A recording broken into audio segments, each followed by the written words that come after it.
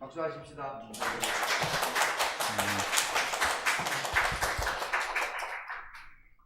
기억력이 좋으신 분들은 아마도 오늘 히브리서 11장 38절부터 12장 읽은 말씀이 2019년 코로나 터지기 전에 8월에 제가 여기 왔었잖아요. 그때 했던 본문과 같다라는 걸 기억하시는 분이 안 계시기를 제가 믿고 있습니다. 왜냐하면 그걸 어떻게 다 기억해요? 복잡한 세상에. 그렇잖아요. 예, 오늘 기도하시는 집사님 기도를 제가 듣는 건 아니고 하나님이 다 들으셨지만 들으면서 어떻게 저렇게 주옥같이 단어 하나하나, 문장 하나하나가 참 가슴에 팍팍 박힐까, 그런 느낌을 갖고 기도에 저의 감정도 또 저의 마음도 담아서 하나님 앞에 올려드렸는데, 그 기도할 때 단어와 단어 사이, 문장과 문장 사이 우리가 모르는 그 눈물이 있고 그 안에 아픔이 있고 그 안에 기도가 다 배어 있겠죠. 제가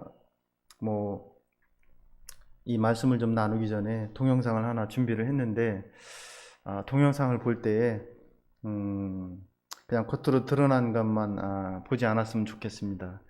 그 사진과 사진 사이에, 동영상과 동영상 사이에 배어 있는 그 섬세한 하나님의 손길을 우리가 느끼고, 우리가 믿는 하나님, 우리가 다 아까 고백했잖아요. 전능하사 천지를 만드신 하나님, 누구요? 예, 아버지잖아요. 그러면 저하고 여러분하고 촌수가 어떻게 됩니까? 예, 자식들이 똑같은 자식들이잖아요. 가족 같은 분위기로 하나님이 얼마나 좋으신 분인가, 요거만 좀 느끼고 갈 수 있었으면 좋겠습니다. 동영상을 한번 보도록 하겠습니다.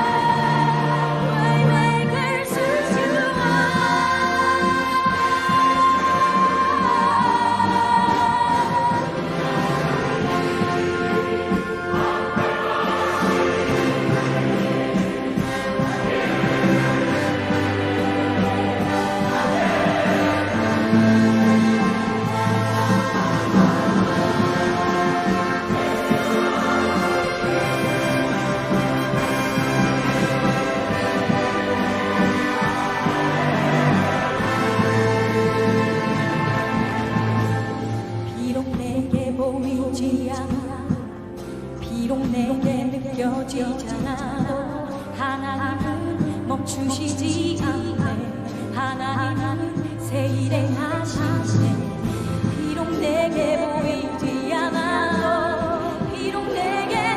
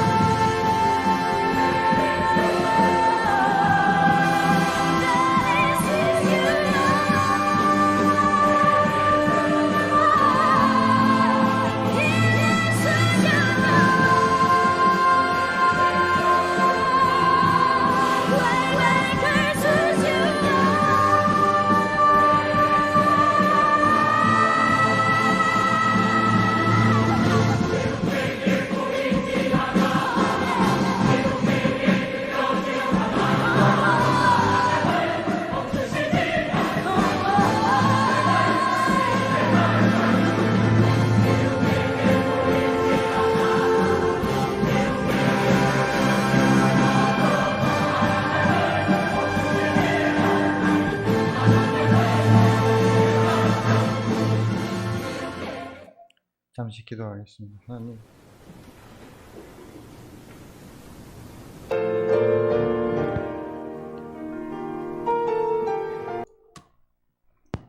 저에게 좋으신 하나님이신 것을 인하여 감사를 드립니다.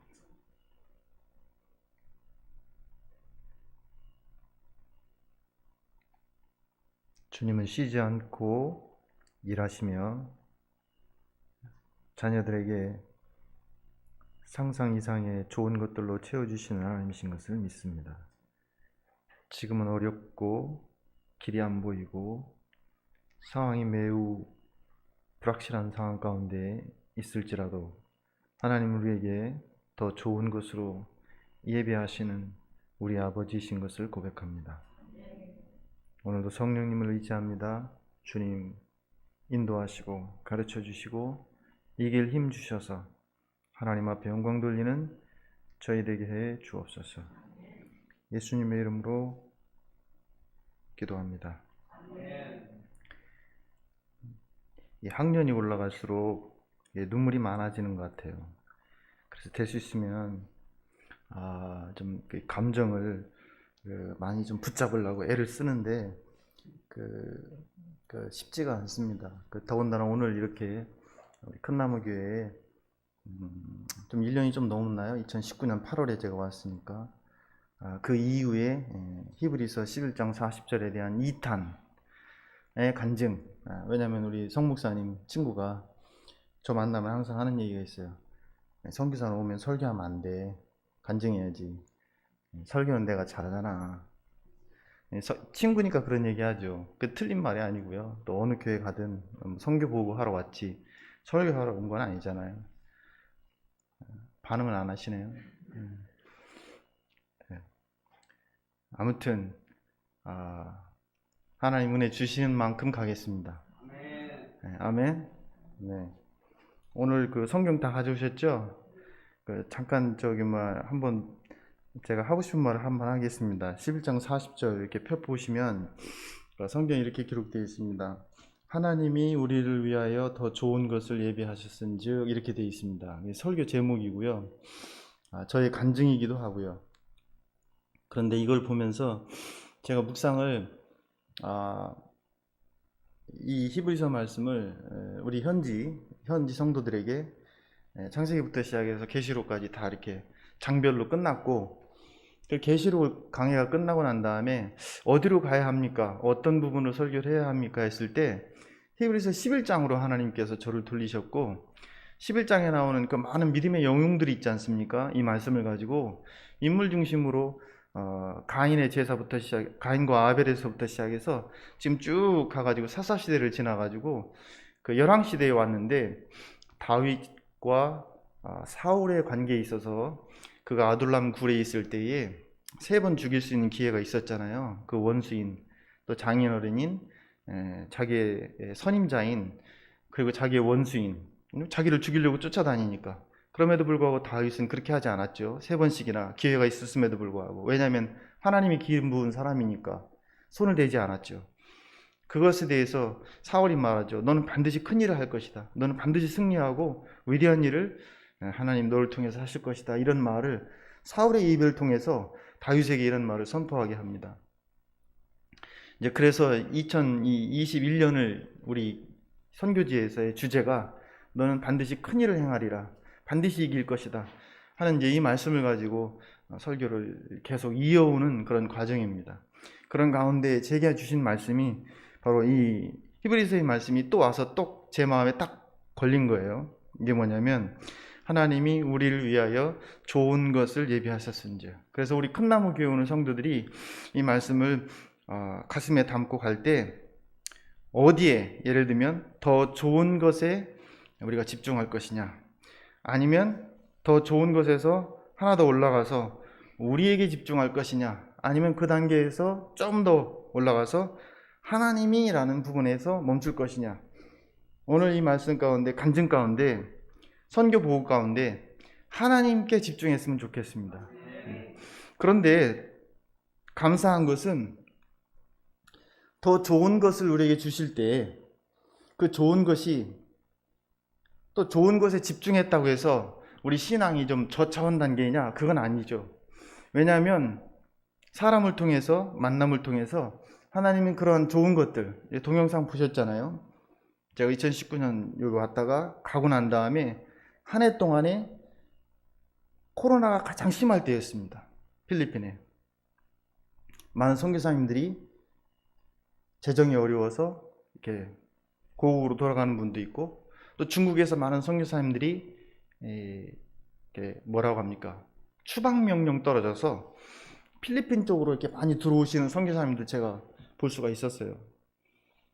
하루 필리핀에 코로나 확진자가 많이 나올 때에는 제가 여기 나온 지 딱 2달 됐는데 12,000명까지 나왔습니다. 근데 지금은 좀 떨어져서 7,000명, 6,000명 이렇게 왔다 갔다 합니다. 많이 좋아져서. 근데 작년 한 해 동안 지금 그 영상이 최신 영상이거든요. 보시면 아까 우리 예배 드리는 거 보셨잖아요. 이렇게 탬보린 치면서. 그게 10개 제가 개척한 교회 중에, 건축한 교회 중에 한 교회입니다. 삐또 온섬이라고. 뭐 들어보셔서 아시겠지만. 근데 거기 와서 예배 드릴 때 그렇게 많은 사람이 있어도 작년에 코로나가 그렇게 한창일 때도 마스크 쓰고 하지 않았죠. 처음에는 아직 그렇게 심하지 않아요.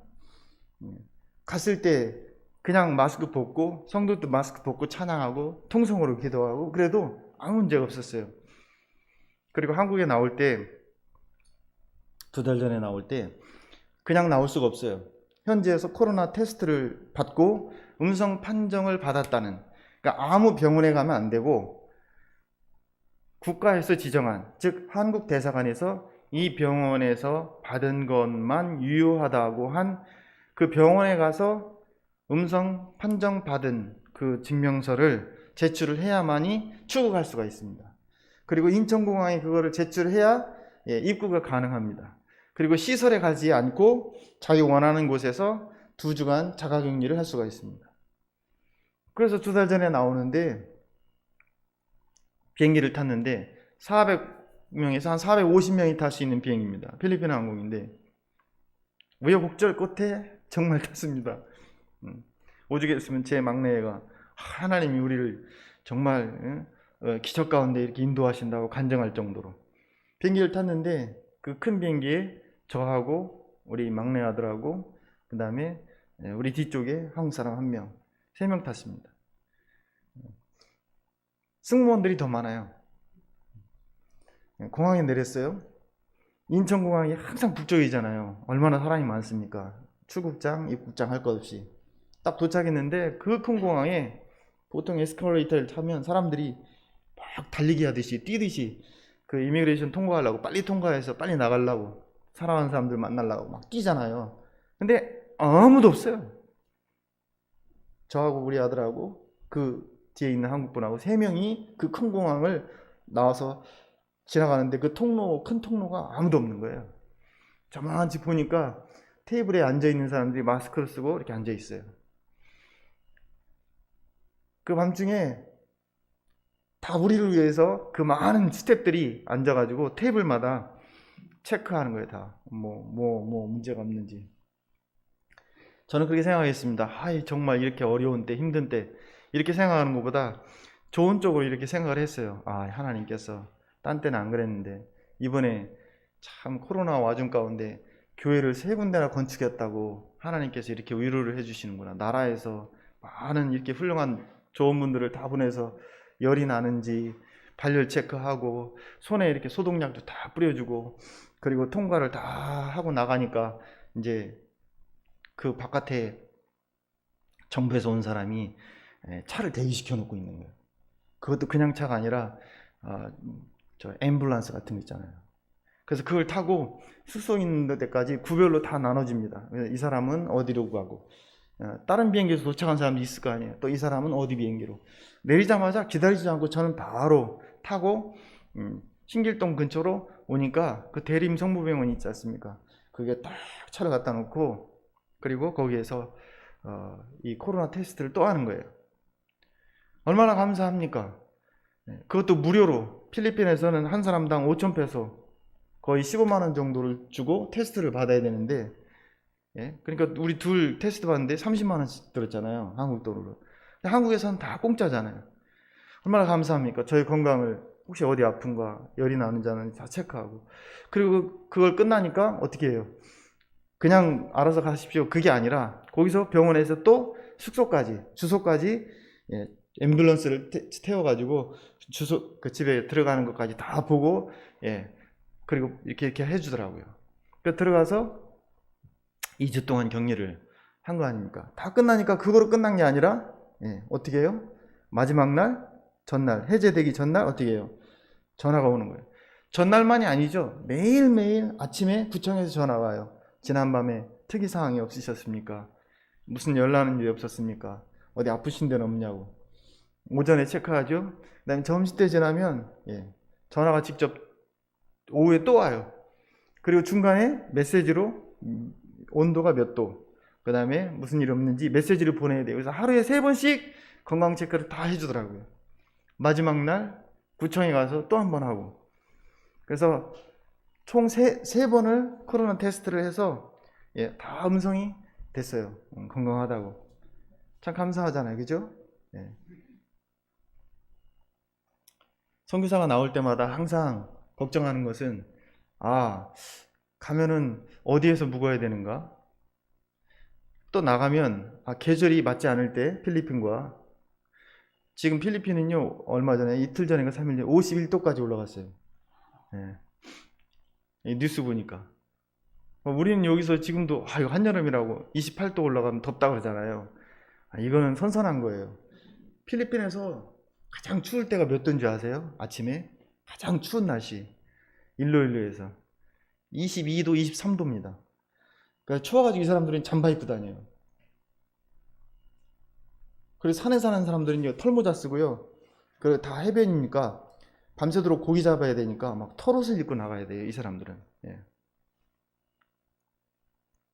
아무튼 그랬어요. 기온이 안 맞으니까 뭐래요? 옷 입는 거, 그다음에 어디 지내는 거 그런 게 참 걱정이 돼요.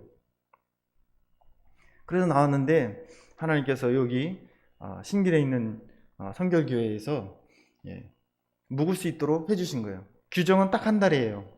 선교가는. 왜냐하면 다른 분이 또 묵어야 되니까. 그런데 뒤에 분이 또 오시는 게 스케줄이 안 맞아서 거의 한 달 반에서 2달 정도를 묵을 수 있게 주셨어요.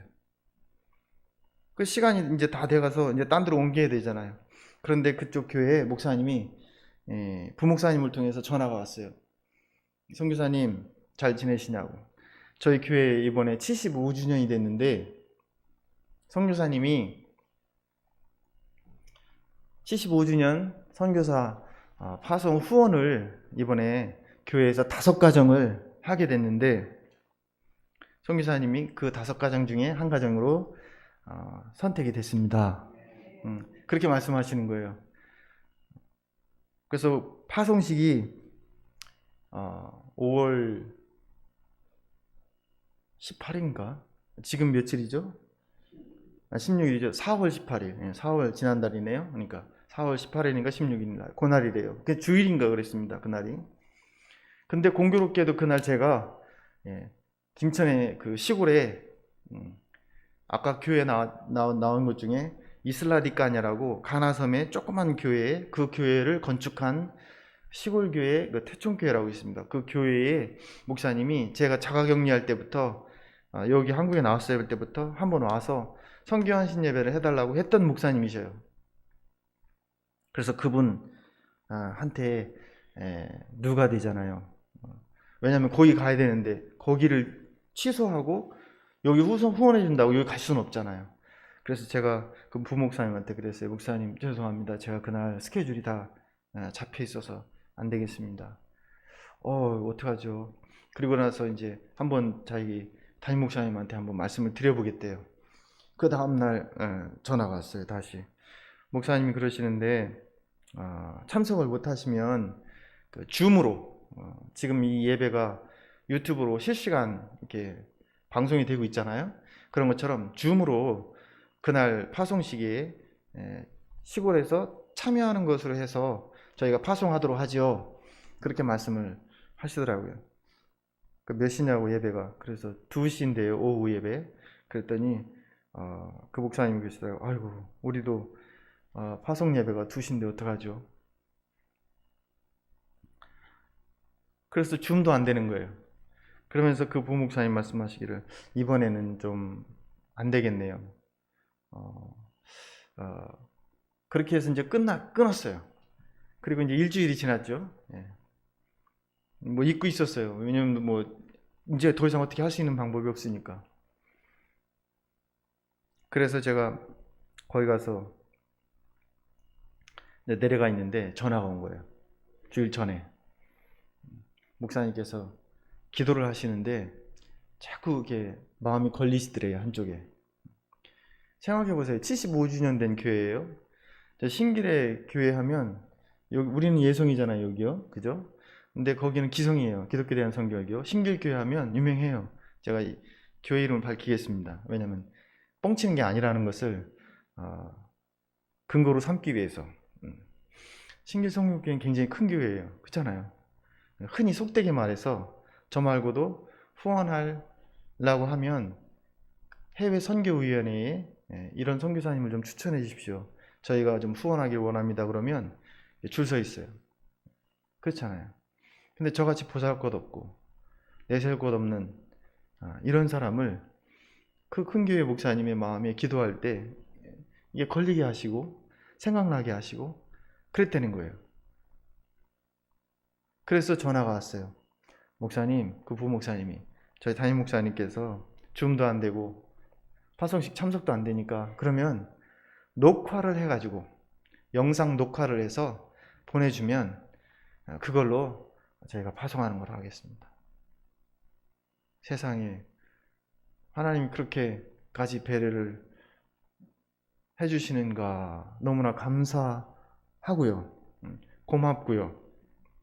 그래서 영상을 그렇게 해서 보내드리고 그 주일이 지난 다음에 제가 동영상을 한번 찾아가서 그 교회에 파송 예배를 처음부터 다 봤습니다. 그랬더니 네 나라가 다 참석했어요. 부부가. 근데 저희 필리핀만 참석을 못한 거예요. 그런데도 파송식을 해주신 거예요. 그리고 나서 인사드리러 제가 갔죠. 그 다음날 이제 주일 지나고 나서 그랬더니 연락이 온 거예요. 교회에서 이번에 파송한 선교사님들한테 전례가 없이 선교사님과 사모님에게 옷을 정장을 선물해 주기로 했대요. 선교사는 나올 때 뭘 걱정이라고요? 어디서 묵어야 할지, 뭘 입어야 할지, 이게 계절이 안 맞으니까. 가장 걱정되는 건 또 파송교회를 확장시켜 나가는 것도 선교사에게 굉장히 중요한 선교사에게 한 부분입니다. 그런데 하나님이 이 세 가지를 다 해결해 주시는 거예요. 그래서 저쪽 경기도 광주에 제가 상표를 밝히겠습니다. 왜냐하면 저한테 옷을 해줬으니까. 신원 에베네셀. 그 물류창고에 오라는 거예요. 그래서 운전해서 갔더니 물류창고가 얼마나 큰지 고르래요. 갖고 싶은 거 고르래요. 한 벌도 아니고 3벌. 별로 감동을 안 하시는구나. 그리고 집사람도 3벌. 세상에나. 제가 입고 있는 겁니다. 너무 멋있잖아요. 좋으신 하나님이 좋은 것으로 채워주신 하나님이신 줄 믿습니다. 근데 그거로 끝나냐? 아니에요.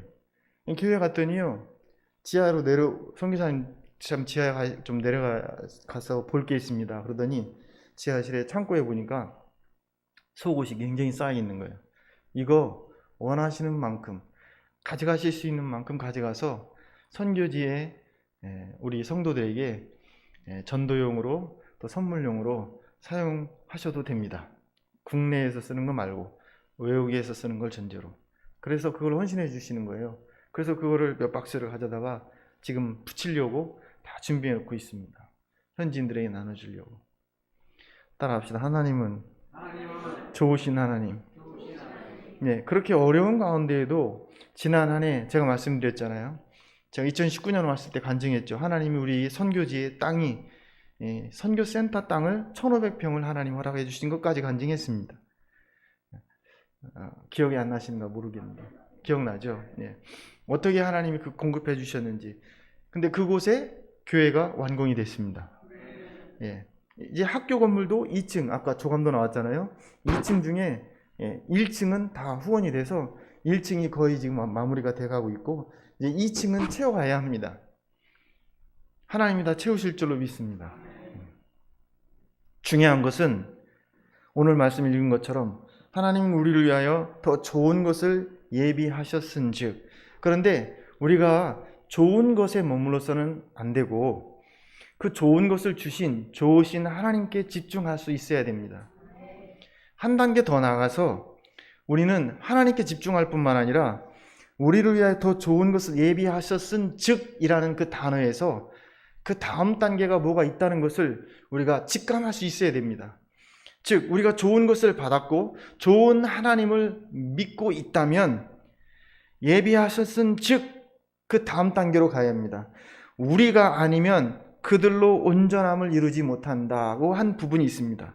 자, 그렇다면 38절에 이런 사람들은 어떤 사람들이고 39절에 이 사람들은 또 어떤 사람들이며 40절에 우리는 어떤 사람들이고 그들은 어떤 사람들이며 12장 1절 2절에서 말하고 있는 구름같이 허다하게 둘러싼 그 증인들은 누구이고 믿음의 경주를 당한 그 사람들은 어떤 사람들이나 하는 것들을 우리가 주목해 봐야 합니다.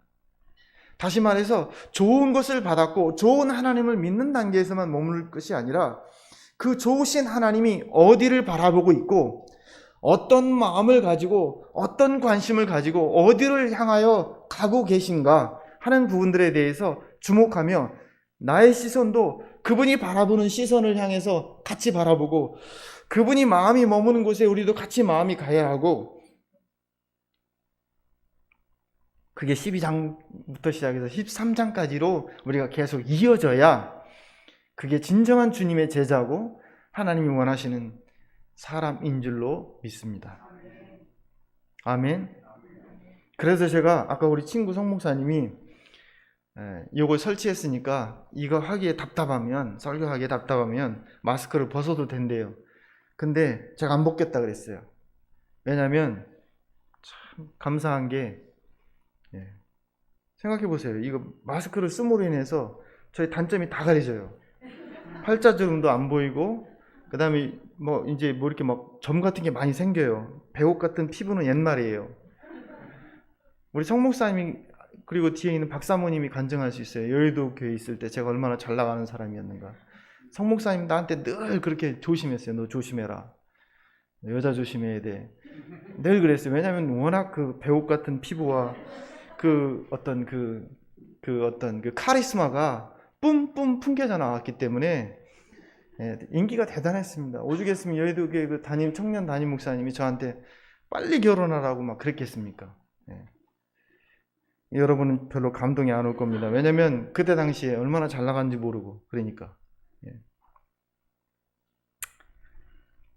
그 얘기가 뭐 이렇게 중요하겠습니까?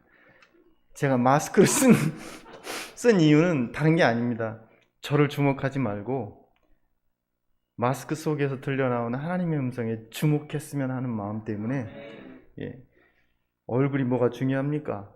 우리 아까 김윤희 집사님 기도하셨잖아요. 잠깐이면 떠날 인생인데 이게 자랑할 게 뭐가 있습니까? 그렇지 않아요? 한순간에 훅 가잖아요.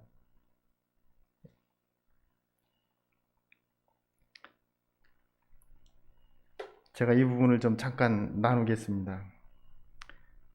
우리 성 목사님 왔을 때, 여기 왔을 때 제가 이렇게 간증했을 거예요. 6살 때 제 아버지가 돌아가셨어요.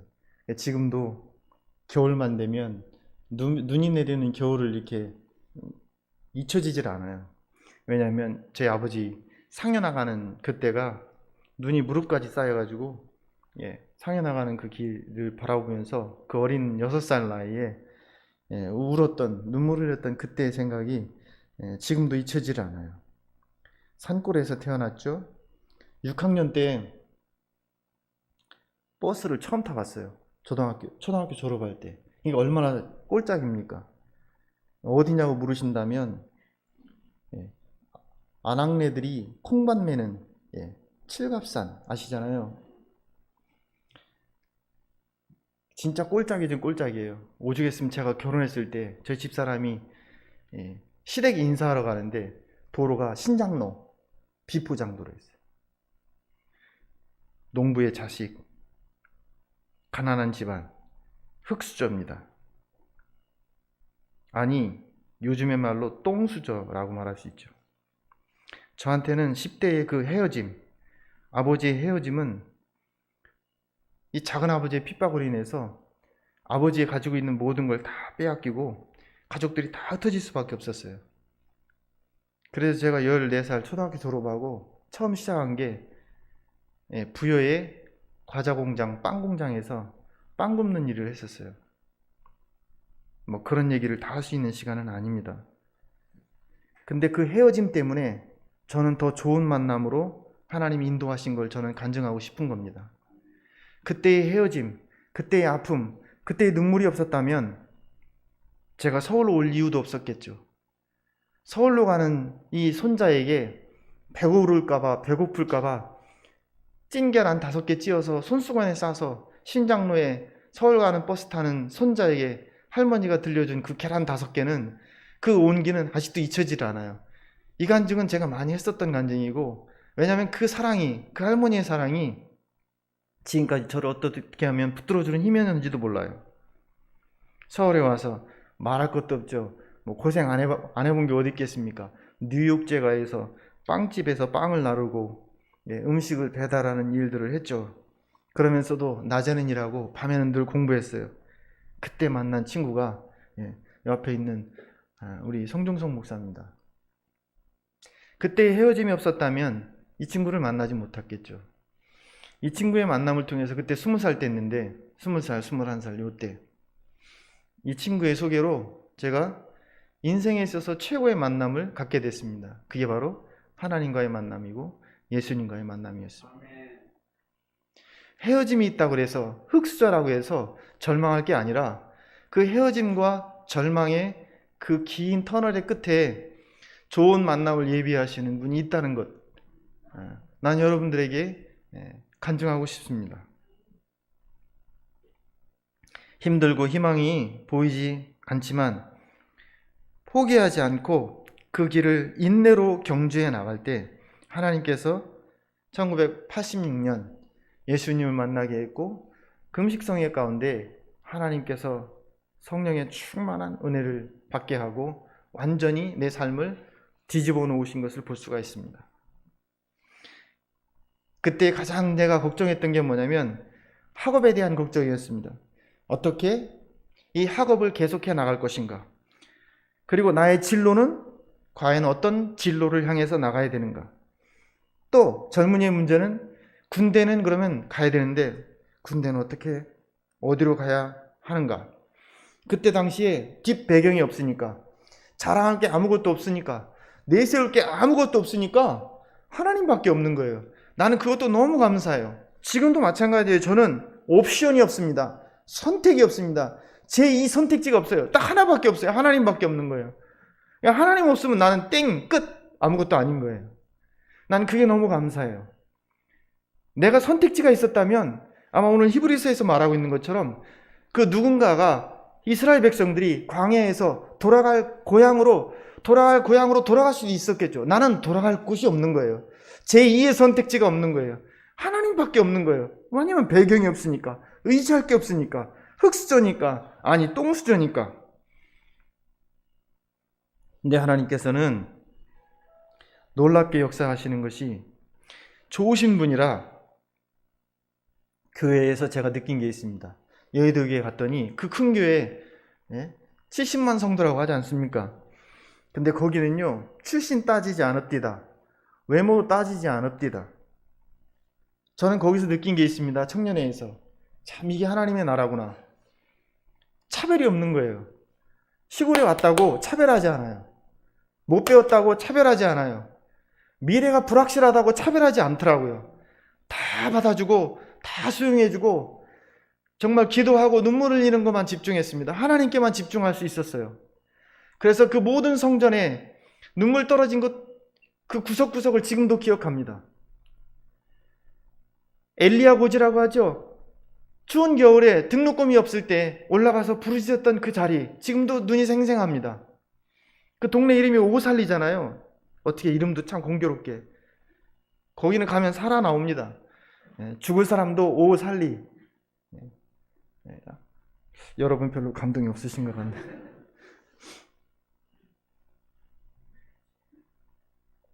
그때 제가 성목사하고 그랬습니다. 같이 갈 때 우리가 항상 기도할 때 우리 이렇게 기도했습니다. 아버지. 예. 왜냐하면 저는 육신의 아버지가 6살 때 가셨기 때문에 하나님을 만났을 때 그분이 내 아버지라는 걸 알았어요. 그러니까 아버지가 저희는 더 구체적으로 다가왔고 내 필요한 모든 것들을 지금까지 다 채워주신 분이 그 하나님 아버지예요. 그러니까 아버지 그러죠. 등록금 없으면 아버지 등록금 없어요. 그 대학 다 졸업했어요. 하나님 다 채워주신 거예요. 제가 대학원 가려고 할 때요.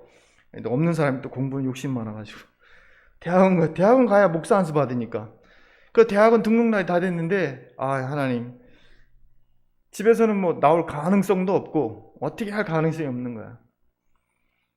그때 성목사님이 강남에 부교육자로 있었을 때요.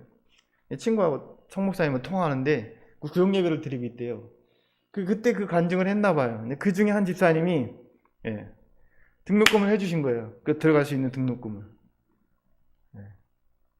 하나님 어떤 분이라고요? 좋은 곳으로 채워주신 하나님. 여러분 생각할 때 진짜 목사님 그 구차한 얘기를 그렇게 좋지도 않은 얘기를 다 합니까?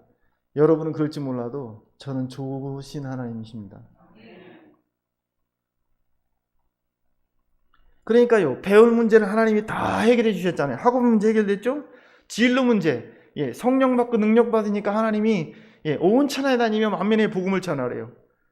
그래서 성결대 갔잖아요, 같이. 왜냐하면 순복음인데 순복음 5중복음 믿으니까 4중복음 하는데 어디로 가야 돼요? 성결교단은 4중복음이잖아요. 거기 오리지널이라는 거예요. 그래서 교구장님이 거기를 추천했어요. 그래서 그 둘이 거기 간 거예요. 김동산 목사님도 거기 다니고. 하여튼 거기 가서 끝나고 나면 그래서 처음에는요 낮에 직장을 일하고 밤에 공부하려고 원래 야간을 택했던 거예요.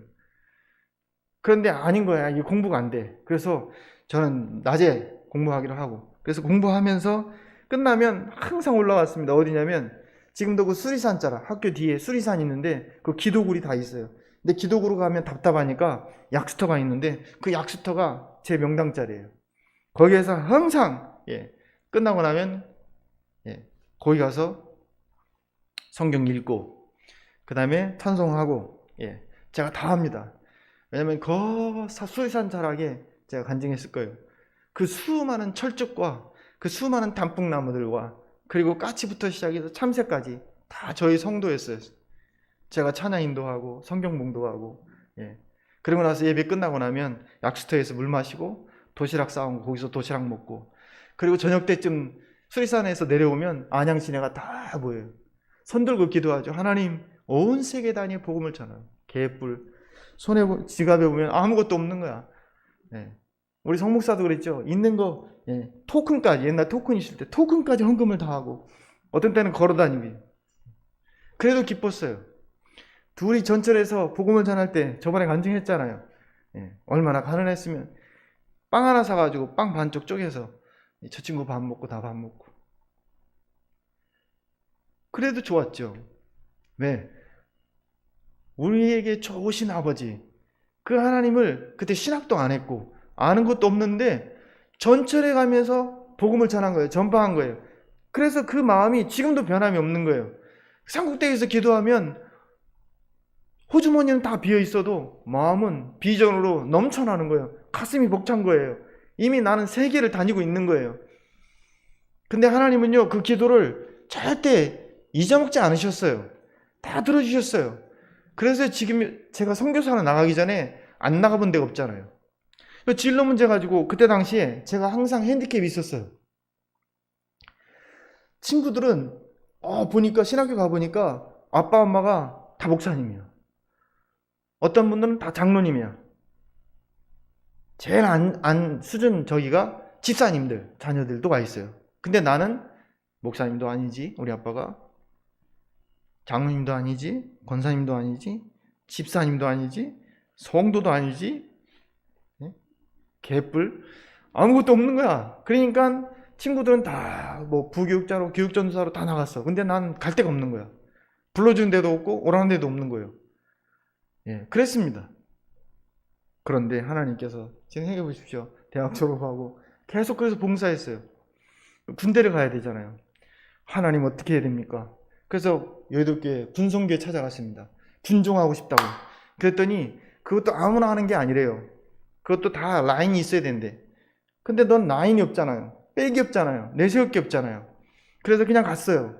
흔히 말해서 속된 말로 일빵빵. 주특기. 지금 주특기가 바뀌었습니다만 일빵빵. 흔히 속된 말로 땅깨. 땅을 기어다니는 이 사수예요. 우리 사무엘도 지금 군대 가 있는데 건강이 안 좋다고 내가 들었습니다만 우리가 기도를 해야 되겠죠. 그런데 306 보충대에서 26사단 훈련소로 갈 때 하나님께서는 일빵빵을 제일 높은 주특기 980, 그게 뭔지 아세요? 980 군종 주특기입니다. 어떻게 일빵빵 제일 낮은 거에서 980 제일 높은 곳으로 바꿔질 수가 있어요? 하나님이 좋으신 하나님이시니까 그래요. 내가 너를 사랑한다. 내가 너를 잊지 않았다. 내가 너와 함께 한다는 거 아닙니까? 오늘 히브리서도 나왔잖아요. 야곱이 삼촌 집으로 가기 전에 아버지를 피하고 형을 피해서 베들의 들판에서 돌베개 베고 참 누워 있을 때 하나님이 나타나셔서 뭐라고 말씀하셨습니까? 내가 너와 함께하고 네가 어디 가든지 함께할 것이다. 너는 다시 이 집으로 이 본향으로 돌아오게 될 것이다. 하나님이 이렇게 약속하셨잖아요. 그러니까 우리가 좋은 것들을 이렇게 헤아려 볼 때, 하나님의 축복을 헤아려 볼 때 우리가 생각해야 할 것은 하나님이 나와 함께 하신다. 하나님 나를 잊지 않았다. 그래서요, 제대하기 전까지 2개 교회를 군대에서 2등병 때부터 병장 때까지 2개 교회, 저 경기도에 있는 덕정리, 그 다음에 포천에 있는 성우리, 그 2개 교회를 목회할 수 있었어요. 그리고 나서 제대하니까 또 걱정되는 게 뭐예요? 이제 결혼 문제잖아요. 결혼을 해야 되는 거야. 근데 제가 아무리 봐도 이 얼굴 가지고 혹은 이 어떤 뒷배경 가지고 뭐 결혼할 만한 어떤 조건이 안 되는 거예요. 뭐 좀 저기 한다 그러면 좀 뭐랄까 좀 그건 제가 하지 않겠습니다. 또 괜히 그렇게 하면 저기 할까봐. 아무튼 자랑할 거 없는데 하나님께서 대학 4학년 때 하나님께서 은혜를 주셔서 키브치 연수를 갈 수 있는 기회를 주셨어요. 재정이 하나님이 채워주셨어요. 그것도 갔는데 거기에서 하나님께서 만나게 해주시는 축복이 또 있었습니다. 그래서 오늘 주제는 뭐냐면 그런 얘기예요. 하나님의 만남을 통해서 관계의 풍성함을 누리는 축복. 아멘. 우리 아까 집사님 기도하실 때 그러셨잖아요. 이 비 내리는 말씀 듣기에 딱 좋은 날 아니에요? 은혜 받기에 딱 좋은 날 아니에요? 여러분 보세요. 어느새 2달도 안 됐는데 제가 2달 전에 나올 때 앙상한 나뭇가지만 있었어요. 그런데 2달 안에 저렇게 푸른 잎으로 아름다운 꽃들로 가득가득 채워주시고 생명이 왕성하게 넘쳐나게 하시는 것은 하나님이 우리를 사랑하시기 때문에 채워주시는 은혜인 줄로 믿습니다. 아멘. 그래서요, 아내를 만났고 가정을 이루게 되어서 그 가정을 통해서 제가 느낀 게 있습니다. 사랑이라는 게 이런 거구나. 가정이라는 따뜻함이라는 게 이런 거구나. 하나님이 이루신 가정을 통해서 제가 많은 것을 배웠고 누렸고 간증하게 됐고 아들을 둘을 하나님 허락해 주셨고 그 아들 둘이 좋은 대학은 아니었지만 필리핀의 그 동네에 있는 저희가 하는 학교 유치원 졸업했고 저희가 하는 초등학교 졸업했고 일로일로는 제 고등학교가 그때 없었으니까 동네에 있는 고등학교를 잘 졸업했고 그 다음에 그 동네에 있는 대학교를 졸업했고 큰애는 한국에 와서 그냥 군대도 아니고 카투샤로 합격을 해서 용산 기지에 근무를 해서 제대하고 다시 필리핀에 와서 복학해서 제대한다. 학교를 졸업하고 지금 한국에 나와서 일을 하고 일하고 있어서 그 재정을 저에게 후원을 하고 있습니다. 애가 4살에 나갔는데 저 뒤에 있는 애는 2살 때 나갔는데 지금은 하나님이 이렇게 다 키워주신 거 아니겠습니까? 지금 쟤는 2살 반에 나가서 기저귀 차고 나왔어요. 지금도 생각이 나요. 저 일산 대로를 지나가서 공항으로 가는데 송 목사한테 제 전화해서 나 선교사로 나간다고. 그때 잘못 만났죠. 그러니까 선교사는 얼마나 그때 제가 전화하면서 울었는지 펑펑 울고 그때도 생각이 아직 선합니다. 그런데 지금 저렇게 커가지고 대학 졸업하고 지금 대학원 재학 중입니다. 하나님은 좋으신 하나님이십니다. 생각해 보십시오. 출신이나 외모나 배경이 없는 이 연약하고 부족한 자를 통해서 하나님이 공부하게 하시고 진로를 인도하시고 군대를 해결하시고 가정을 이루게 하시고 사역지를 어떻게 해야 될지 모를 때에 대학원 때 하나님께서 풀타임으로 전임 사역할 수 있는 상계동에 있는 교회로 가게 해주셨어요. 지금도 생각이 납니다. 그 교회에서 부교육자로 청년대학부로 일하면서 많은 사랑을 담임 목사님으로부터 받게 하고 성도들로부터 끔찍한 사랑을 받게 하고 놀라운 사랑을 받게 해주셨죠. 이건 저에게 큰 축복입니다. 마음껏 설교할 수 있었어요. 마음껏 목회할 수 있었어요. 청년들이, 대학생들이 굉장히 부흥했습니다. 교회도 굉장히 부흥했고요. 그런 가운데 2000년이 되어서 이제 선교사로 나가게 됐고 선교사로 나갔어도 정말 거침없이 나갈 수 있었어요. 너무 잘 됐었어요. 그래서 저는 그때 생각할 때 저한테 좌절이란 없다. 저한테 실패란 없다. 20살 때 만나서 하나님을 만나서 정말 거침없이 선교사 될 때까지 거침없이 나갔어요. 2007년도까지 그랬습니다. 제가 2019년도에 와서 간증했듯이 2007년도는 저에게 있어서 큰 아픔이었죠. 999가지의 축복을 받았는데 딱 한 가지 내 모교와의 그 헤어짐, 그 결별은 저에게 있어서 이렇게 요약해서 간증하겠습니다. 저에게 있어서 새로운 풍성한 만남을 주시는 결별이었습니다. 헤어짐이었습니다. 그때는 이렇게 해석할 수 없었습니다. 그때는 이렇게 간증할 수 없었습니다. 많은 악몽을 꿔야 했고 많은 아픔과 많은 한숨을 흘려야 했고 가진 것들을 다 포기하고 내려놔야 되는 그런 상황이었습니다. 모든 교회들, 모든 것들을 다 내놓아야 했습니다. 제로부터 다시 시작해야 했습니다. 그 기간이 2007년부터 2017년까지 10년의 광야를 걸어야 하는 그런 기간이었습니다. 그런데 자, 오늘 이 말씀으로 잠깐 가보면 36절, 37절 제가 한번 잠깐 읽어보겠습니다. 36절, 히브리서 11장 36절. 어떤 이들은 조롱과 채찍질뿐 아니라 결박과 옥에 갇히는 시련도 받았으며 돌로 치는 것과 톱으로 켜는 것과 시험과 칼로 죽임을 당하고 양과 염소의 가죽을 입고 유리하여 궁핍과 환난과 학대를 받았으니 따라합시다. 궁핍과 환난과 학대를 받았으니 무엇을 쓰고 다녔다고요? 양과 염소의 가죽을 쓰고 유리하며 살았습니다.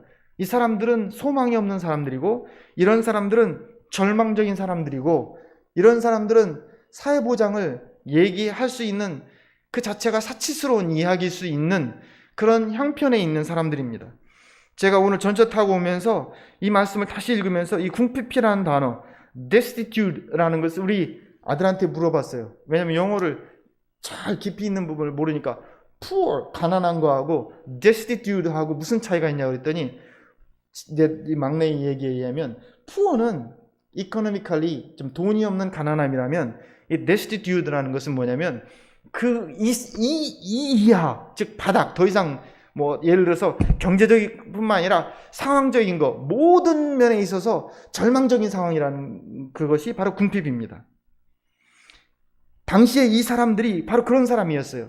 그런데 보세요. 38절에 다 같이 이런 사람들은 세상이 감당하지 못하느니라. 여러분 생각해 보세요. 이 사람들은 로마로부터 조직적으로 핍박을 받고 조직적으로 죽임을 당하고 조직적으로 감옥에 갇혀서 염소와 양 가죽을 쓰고 자기 어떻게 하면 믿음의 신앙을 지킬까 해서 굴 속에 혹은 광야에 혹은 산 속에 숨어 사는 신앙 때문에, 믿음 때문에, 즉 세상의 기준과 세상의 가치로 보면 이 사람들은 굉장히 어리석은 사람들입니다. 이 사람들은 정말 해답이 없는 사람들이라고 말할 수 있어요. 그런데 성경은 이렇게 기록합니다. 이런 사람들은 세상이 감당하지 못하느니라. 이걸 영어에서는 뭐라고 말했냐면 worthy, not worthy of them.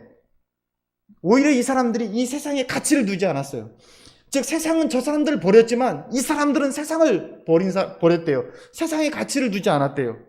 다른 버전은 뭐라고 말했냐면 이 사람들은 accommodate, 저 사람을 수용할 수 없는 거예요. 저 사람들이 너무 큰 거야. 대단한 사람들인 거예요. 그러니까 세상이 저 사람들을 수용할 수 없는 거예요. 이해가 되십니까?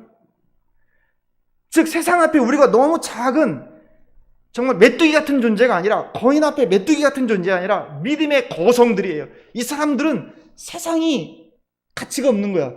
세상이 이 사람들을 포용할 수 없어요. 너무 크기 때문에. 그 말입니다. 그런데 39절에 뭐라고 말했냐면 다 믿음으로 말미암아 증거를 받았으나 약속된 것을 받지 못했대요. 약속된 것을 받지 못했으면 얼마나 낭망하겠습니까? 그런데 40절에 이는 하나님이 우리를 위하여 더 좋은 것을 예비하셨은즉 이라고 말하고 있습니다. 우리가 라는 것은 지금 이 어려운 가운데 있는 사람들이고, 신약시대에 그들이라는 것은 어떤 사람들입니까? 히브리서 11장 가인부터 시작해서 모세까지 이르는 많은 믿음의 영웅들의 이야기를 말하고 있는 겁니다. 우리가 이 말씀을 읽을 때 주목해야 될 것이 있습니다. 저를 잠깐 봐주시기 바랍니다.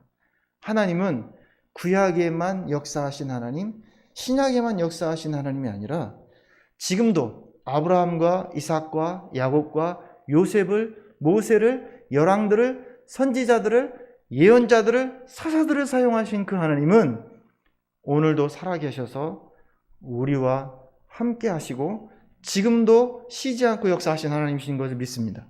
이 단계까지 끌어가 줘야 합니다. 아멘. 아멘. 그래서 우리와 그들의 갭을 낮추고 그때 역사하신 하나님이 시공을 초월하여 지금도 동일하게 역사하실 뿐만 아니라 한국에서 역사하시는 그 하나님이 필리핀 섬나라에서도 산골에서도 역사하시는 하나님이신 것을 우리는 간증하기를 원합니다. 나는 간증하기를 원합니다. 그분은 살아계신 하나님이십니다. 그분은 우리의 현실을 외면하시는 분이 아닙니다.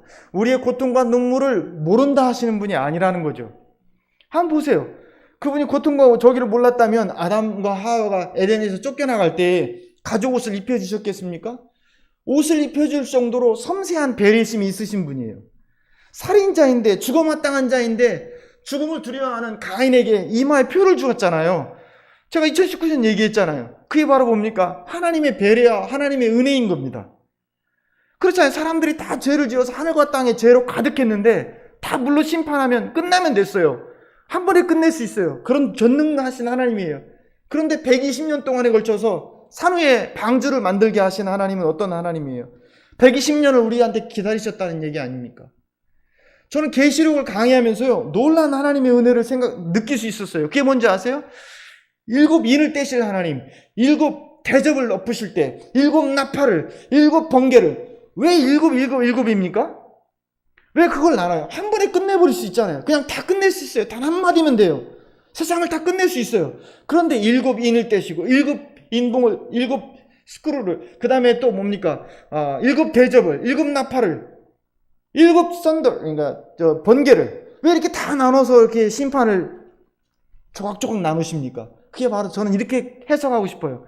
기다리신 하나님, 인내하신 하나님, 심판을 딜레이 해서라도 한 사람이라도 더 구원하시기 위한 인자하신 아버지의 섭리인 것을 믿습니다. 아멘. 여러분 한번 생각해 보세요. 상상해 보세요. 하나님이 갈대상자에 있는 모세가 떠내려갈 때 그냥 내버릴 수 있지만 나일강의 물결조차 흐름조차 컨트롤 하셔서 갈대상자가 공주 앞에 이르를 수 있도록 인도하신 하나님이시면 대단하신 분 아닙니까? 아멘.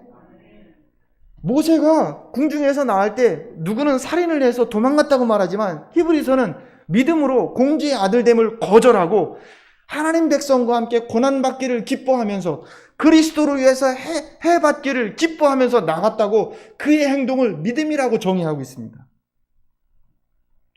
야곱이 지팡이 하나 의지해서 그 자손들을 축복하는 것에 대해서도 믿음이라고 말합니다. 여러분, 얼마나 잔꾀가 뛰어나고 얼마나 술수가 뛰어난 야곱입니까? 그런데 하나님께서는요, 약복강나루에서 밤새 씨름하면서 그에게 져줬습니다. 그에게 져준, 하나님이 이길 수 있죠. 현두뼈를 부뜨릴 뿐만 아니라 허리뼈를 두동강에 내고 목을 두동강에 낼 수도 있지만 하나님이 져준 건 뭡니까? 우리를 향한 배려하시는 좋으신 아버지입니다. 자식 이기는 부모 없다잖아요. 하나님이 그런 거예요. 우리를 이길 수 있지만 져주시는 거잖아요. 그러니까 형제간의 그 불화를 화해시켜 주시는, 현실과 동떨어진 하나님이 아니라 그렇잖아요. 옷을 입혀주시고 광야로 떠나는 사람들에 대해 야곱에게 나타나셔서 말씀하시고 형제의 불화를 화목케 하신 하나님.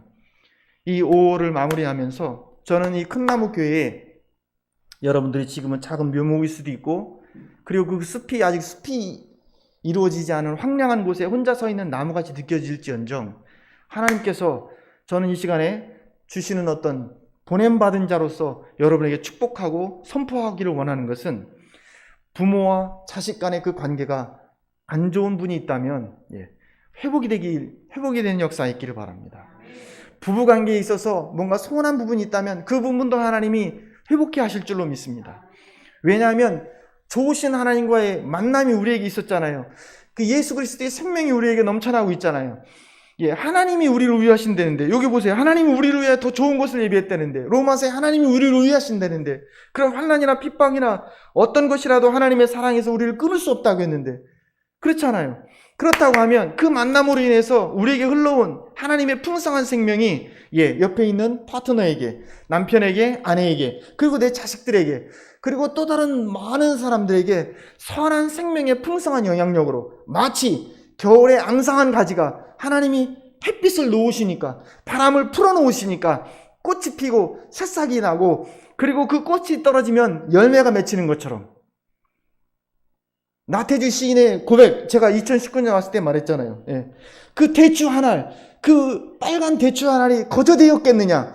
그 대추알, 빨간 대추알 안에 천둥 몇 개, 지난 여름의 가뭄과 홍수가 그 몇 개, 그 많은 외로운 밤에 그 고독함들이 그 대추 아래 몇 개 담겨 있는 걸 너희가 아느냐? 그 나태주 시인의 그 대추의 그 시 아닙니까? 여러분, 예배 끝나고 송 목사님 여러분에게 나눠주려고 어제부터 시작해서 여러분 그 핸드드립 해가지고 커피를 다 해놨지 않습니까? 여러분, 그 향기로운 커피를, 맛있는 커피를 마실 때 어떤 생각을 하십니까? 하나님의 사랑을 생각했으면 좋겠습니다. 뭐요? 좋은 원두를 가져다가 그 좋은 향기가 되기 위해서는요, 로스팅을 해야 됩니다. 뜨거운 열 속에 들어가서 그 원두가 구워져야 되고 익어져야 됩니다. 적당하게. 그것으로 끝납니까? 그 원두가 그라인더로 곱게 갈아져야 됩니다. 그거로 끝나나요? 갈은 것을 그 위에 페이퍼를 놓고 그 위에 부은 다음에, 저는 잘 모르지만 뜨거운 물, 우리 송 목사님 보니까 노주전자 같은 거예요. 뜨거운 물로 해가지고 거기다가 핸드드립을 하잖아요.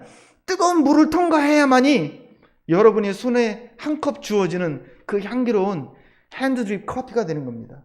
그 향기로운 커피를 마시기까지, 즉 우리 인생으로 비유한다면 대추 한 알, 빨간 사과 한 알이 익어지는 데는 거저된 것이 하나 없다는 것이죠.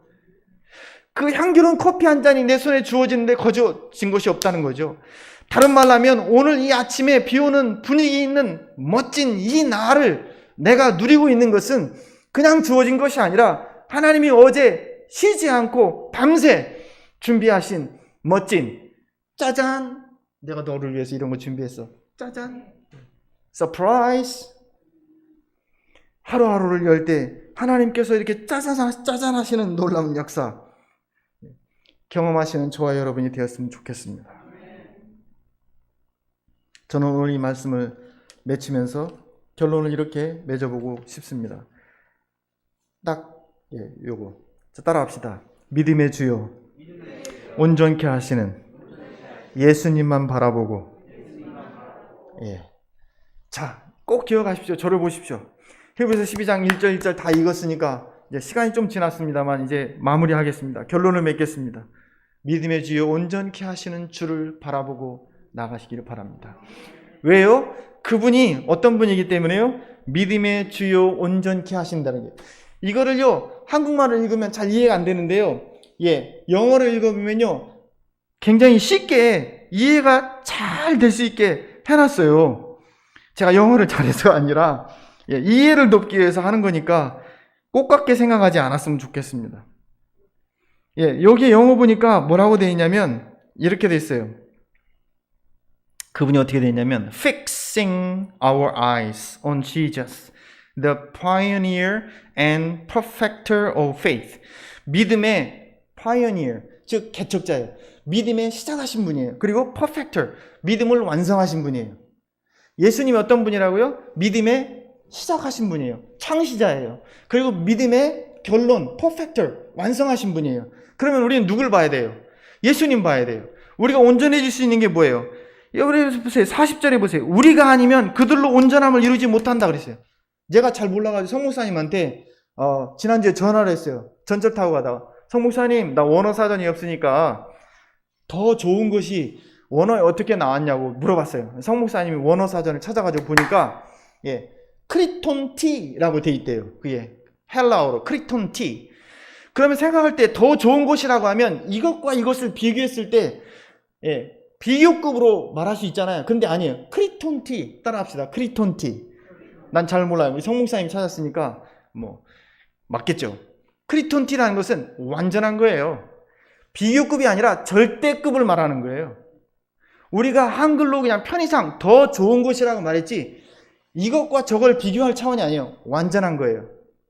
즉 예수님을 바라봐야 한 이유가 있다면 그분이 믿음의 창시자이기 때문에 그분을 바라봐야만이 믿음의 온전함으로 갈 수 있기 때문에. 그래서 여기서 보면 히브리서 11장에 2019년에 왔을 때 더 좋은 것 세 가지 말했잖아요. 11장 뭐예요? 11장 4절에 더 나은 제사. 따라합시다. 더 나은 제사. 그거 재작년에 말했잖아요. 그 다음에 두 번째 더 좋은 게 뭐가 있어요? 16절, 11장 16절. 따라합시다. 더 나은 본향. 16절 더 나은 본향. 그 다음에 뭐예요? 35절, 11장 35절. 따라합시다. 더 좋은 부활.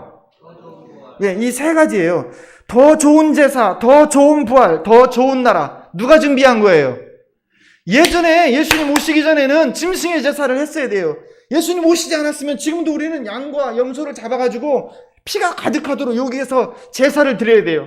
그런데 예수님의 자신이 직접 피를 흘려서 몸을 찢어서 단번에 영원히 제사를 드렸기 때문에 더 나은 제사, 더 나은 부활, 더 좋은 나라를 하나님 우리에게 예비하신 거예요. 믿으십니까? 누가요? 예수님이. 그러니까 우리는 예수님을 따라가야 되는 겁니다. 그리고 13장 1절에 보니까 어떻게 해야 된다고요? 그게 여기에 보면요 이렇게 돼 있어요. 영어 성경 한 번만 더 하겠습니다. Let us, L-E-T, us. Let us라는 것은 사역동사예요. 원래 우리가 같이 합시다. 이거. 그들과 우리 모두 함께 같이 합시다. 어떻게 해요? 예수님을 향해서 눈을 시선 고정합시다. 그리고 예수님 바라보는 것을 같이 봅시다. 예수님 마음을 같이 품고 어떻게 해요? 두 번째, 예수님 사랑 가졌으니까 형제 사랑을 계속합시다. 그래서 13장 1절부터 4, 5절까지는요 가정의 달에 딱 맞는 말이에요. 형제 사랑을 가족하고 손님 대접하기를 잊지 말고 왜냐하면 부지 중에 천사를 대접한 사람이 있으니까 갇힌 자들을 돌보는 일에 대해서 4절에 결혼을 귀히 여기고 침소를 더럽히지 않는 가정 부부간의 것에 대해서 그 다음에 5절에 돈을 사랑하지 말고 있는 바로 족한 줄을 여기는 것들에 대해서 그 다음에 6절에 그 다음에 7절에 보면 하나님 말씀을 너희를 일러주고 너희를 인도하던 자들을 생각하며 그들을 본받으라고 하는 스승의 날까지 여기에 보니까 어린이날부터 시작해서 부부의 날, 스승의 날, 성년의 날 그리고 마지막 주간에 성년감리 주간까지 이 5월달은 정말 풍성한 가정의 날 아닙니까? 제가 말씀드리고 싶은 것, 이런 관계를 통해서 하나님의 만남과 이웃과의 만남을 통해서 큰 나무 교회가 하나님이 주시는 햇빛으로, 때를 따라 주시는 비로 풍성한 밭이 되고 풍성한 숲이 될 줄로 믿습니다. 히브리서 그렇게 말했거든요. 땅이 내리는 비를 흡수해서 좋은 채소를 내면 밭 가른 자에게 축복이 되고 유용한 채소와 과일을 내어주지만, 똑같은 비를 받고도 어떤 땅은 가시와 엉겅퀴를 내면 그것은 버림받아서 저주가 되어서 결국은 불에 태워 없어질 것이라고 성경에 기록되어 있습니다. 자, 그렇다면 오늘 큰 나무 교회에 나온 사랑하는 성도 여러분, 좋은 나무인 줄로 믿습니다. 좋은 열매는, 좋은 나무는 자동적으로 맺힐 줄로 믿습니다. 자, 그래서 13장 마지막 절의 결론은 이렇게 맺습니다. 우리가 예수님에 따라서 성문 밖으로 나가야 되지 않겠는가 라고 말하고 결론을 맺고 있습니다.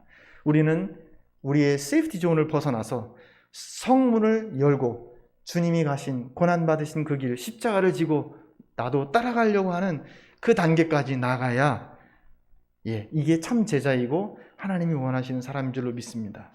그래서 go beyond the boundary of certain country, 즉 나라의 장벽을 뛰어넘고 인족의 장벽을 뛰어넘고 여러분 주변에 있는 다문화 가정, 여러분 주변에 있는 외국에서 들어온 근로자들이나 이런 사람들을 봤을 때, 동남아 사람들이 됐든 파키스탄 어떤 사람들이 됐든 그들을 선대해주고, 그들에게 어떻게 해주지 못한다면 속으로라도 기도하고 따뜻한 미소라도 해주고, 여러분에게 관계된 사람이라면 따뜻하게 손을 잡아줄 수 있는 것까지만 된다고 해도 여러분은 이미 선교를 하고 있는 것입니다. 그런 선입견을 버리는 것 자체도 선교의 시작입니다. 잘난 사람이 어디 있고 우수한 민족이 어디 있습니까? 하나님 앞에서는 다 똑같은 한 가족이요 한 백성인 것을 믿습니다.